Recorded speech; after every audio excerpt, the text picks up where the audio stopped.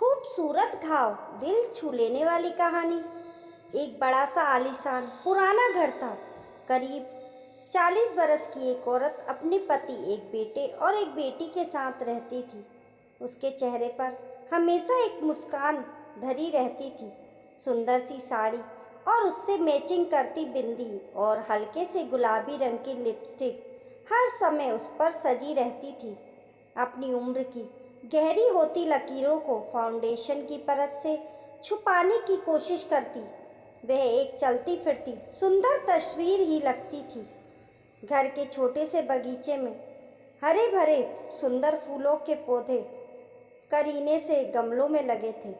Main दरवाजे से अंदर घुसते ही भगवान जी की एक सुंदर बड़ी सी मूर्ति स्थापित थी और मोगरा अगरबत्ती की खुशबू का झोंका यकायक सांसों को महकाने लगता।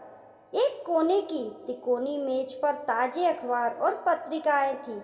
दूसरी ओर सेफ पर रखी हुई आधुनिक फ्रेमों में जड़ी कुछ तस्वीरें बड़े ही सलीके से रखी थीं। उस बड़े से हॉल में से एक दरवाज़ा किचन की ओर खुलता था, जहां सलीके से रखे बर्तन और वहीं की साफ सफाई उस औरत की सुगुणता को दिखलाता रहा है।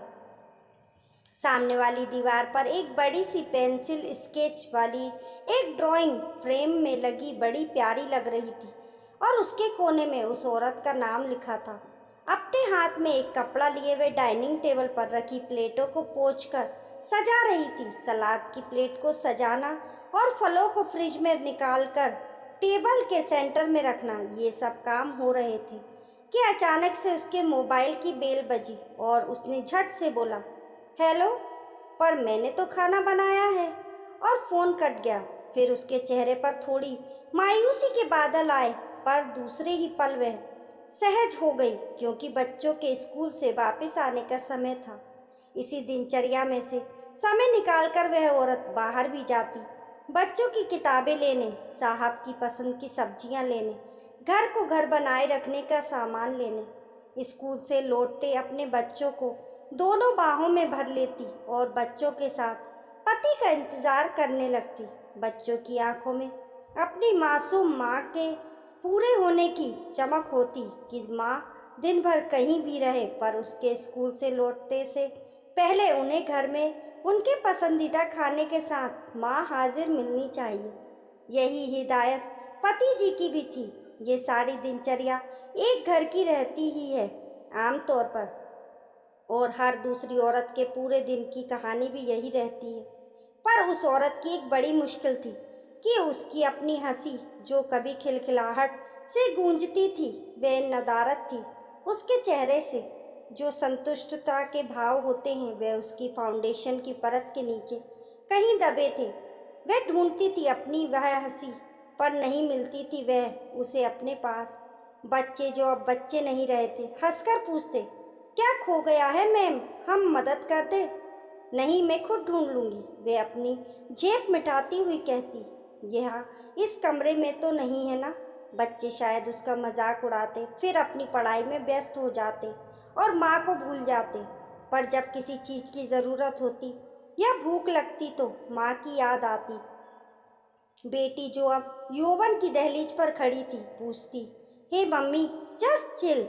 तब लगता कि आज की ये पीढ़ी कितनी सहजता से बातें को कह देती हैं और हम है कि अपने इमोशनल मन के चक्रव्यूह में ही फंसे रह जाते हैं। ऐसे ही चक्रव्यूह में फंसी वह औरत जो एक सहज हंसी नहीं हंस पाती थी।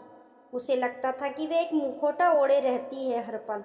अपनी बहन से बात करते हुए अपनी सबसे प्यारी सहेली से भी वह अब कैसी सहजता महसूस नहीं करती। मन खुल नहीं पाता था उसका। कुछ था जो उसे खुश होने से रोकता था।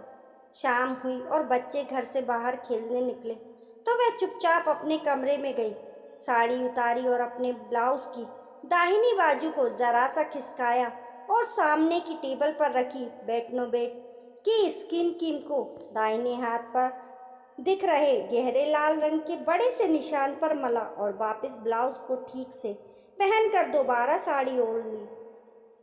फिर से थोड़ा फाउंडेशन लगाया और पलकों के कानों पर जो नमी आ गई थी उसे पोंछा और आंखों को अच्छा दिखाने के लिए काजल का एक स्ट्रोक लगा लिया।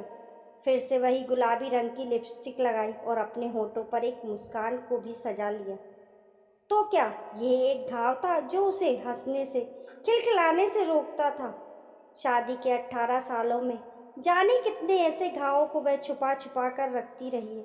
चुपके से मलहम लगाकर, एक मुट्ठी मुस्कान सजाकर सहज होने की कामयाब कोशिश करती रही है। शरीर के घाव तो वो बेटनों बेट लगाकर भर लेती थी, पर उसकी आत्मा पर जो जख्म थे उसके लिए कोई दवा नहीं थी। वे रिश्ते थे, दर्द भी करते थे, पर दिखते नहीं थे किसी को भी। रात को जब बच्चों का खाना निपट गया तो पतिदेव की कार का हॉर्न सुनते ही वे लपक कर दरवाज़ा खोलने गई। आज कुछ ज़्यादा काम था, थोड़ा हिचकिचाहट के साथ पूछा। कोई जवाब नहीं। पत्नी का दिन कैसे बीता? बच्चों की पढ़ाई की कोई चिंता नहीं। एक सुघड़ पत्नी के होने का यही आराम रहता है जीवन भर पतिदेव जी को। खैर, फिर से रात का वह पल आया जब पतिदेव का हाथ उस औरत के शरीर पर चलना शुरू हो गया। उस घाव पर भी गया तो एक आहा के साथ उस औरत ने मुंह मोड़ लिया। वह घाव अभी 2 दिन पहले का ही तो था। थोड़ी देर में फिर वही खींचातानी। वह औरत अपनी दबी सी आवाज़ में सिसक रही थी, पर पतिदेव को इस बात से कोई फर्क नहीं पड़ता। ये खींचातानी ज़्यादा देर तक नहीं चल पाई, क्योंकि बिल्कुल साथ वाला कमरा बच्चों का था। वह रात एक और नया घाव छोड़ गई थी उसकी आत्मा पर, और शरीर के घाव को और गहरा गई थी। सुबह अलार्म बजा, रसोई में से आवाज़ आने लगी।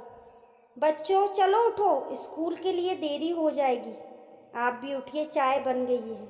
वह औरत एक सुंदर सी साड़ी पहने, धुले लंबे बालों को समेटती, चाय का कप लिए बेडरूम की तरफ चली गई। दोस्तों, आपको ये खूबसूरत घाव का एक औरत की दर्द भरी कहानी कैसी लगी? कमेंट करके ज़रूर बताइए, और पसंद आने पर लाइक और शेयर करें। ऐसी ही अच्छी अच्छी कहानियों के लिए चैनल को सब्सक्राइब करना ना भूलें। मिलते हैं फिर एक नई कहानी के साथ।